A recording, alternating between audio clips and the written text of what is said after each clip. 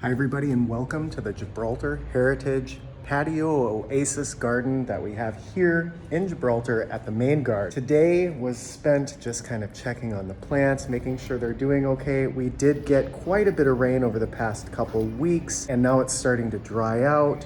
So I went through and made sure that all the plants had sufficient amount of water. Last week when I was here, I actually saved the water that had collected in each of these containers, and then I used that leftover water to come through and water some of these bigger plants that don't get as much rain as some of the other ones that are on the ground here. So the bigger ones got some water. I also added a little bit of soil to a couple of the plants, and then I moved this succulent over to the front of the door here. So I added a little more soil to this guy and then added this support here so that it can stand up. Originally it's been kind of right here resting on the water vessel, but now it can be moved around because it has a support.